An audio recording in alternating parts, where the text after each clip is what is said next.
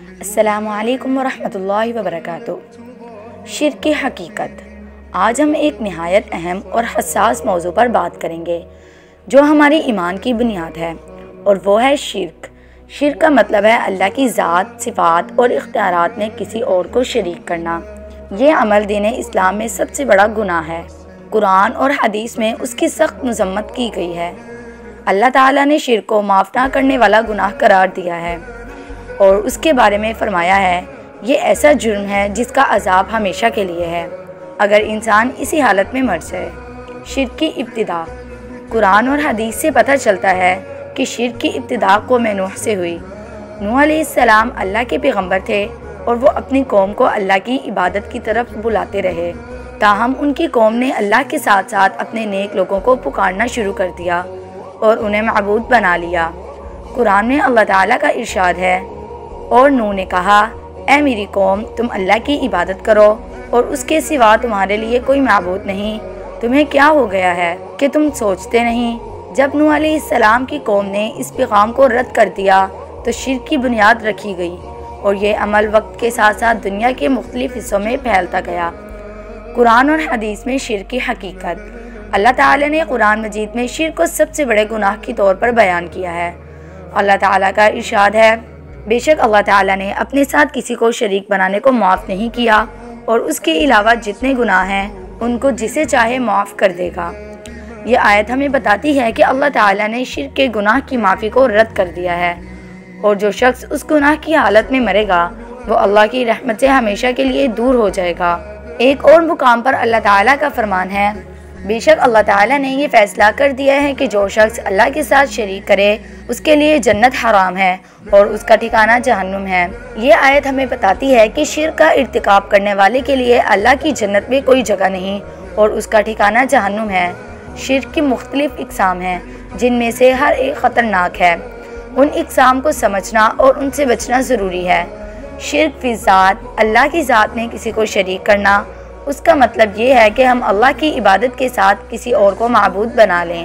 شرک فی صفات، اللہ تعالیٰ کی صفات میں کسی کو شریک کرنا، جیسے اللہ کی علم یا طاقت کو کسی مخلوق کے ساتھ منسلک کرنا۔ شرک فی الاختیار، اللہ کے اختیار میں کسی کو شریک کرنا، جیسے یہ سمجھنا کہ کسی انسان یا مخلوق کے پاس اللہ تعالیٰ کی طرح اختیارات ہیں۔ غیر اللہ کی عبادت، اللہ کے ساتھ کسی دوسرے شخص یا مخلوق کی عبادت کرنا، جیسے بتوں یا قبروں کی پوجا کرنا۔ وسیلہ بنانا، اللہ سے کچھ مانگنے کے لیے کسی مردے کا واسطہ دینا، جیسے کسی ولی کے ذریعے اللہ تعالیٰ سے دعائیں کرنا۔ فرقہ پرستی، اللہ کے دین میں گروہ بندی کرنا اور اس کے فیصلوں میں خود کو اللہ کا شریک سمجھنا۔ نبی کریم صلی اللہ علیہ وسلم کی حدیث میں شرک کی سختی ہے۔ نبی کریم صلی اللہ علیہ وسلم نے شرک کے بارے میں کئی بار فرمایا۔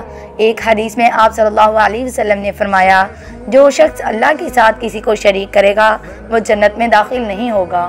اس حدیث سے ہمیں یہ سبق ملتا ہے کہ شرک اللہ کی رضا سے دوری کا سبب بنتا ہے اور ایسا شخص جنت میں نہیں جا سکے گا۔ اسی طرح ایک اور حدیث میں نبی کریم صلی اللہ علیہ وسلم نے فرمایا، جو شخص اللہ کے ساتھ شریک کرے گا وہ ہمیشہ کے لیے جنت سے باہر رہے گا۔ اس حدیث سے واضح ہوتا ہے کہ شرک کی سزا انتہائی سخت ہے اور یہ انسان کو جنت سے محروم کر دیتی ہے۔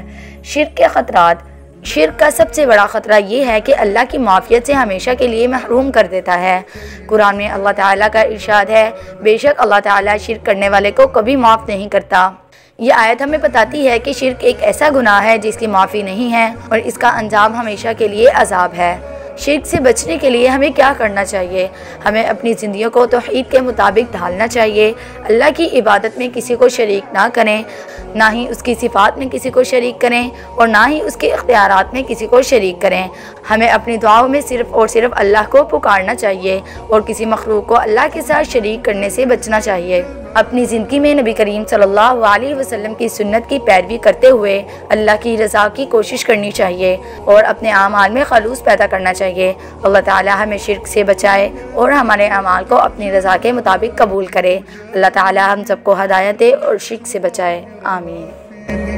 فبدوت شخصا آخر كي أتفاخر وظننت أنا أني بذلك حزت غنى فوجدت أني خاسر فتلك مضى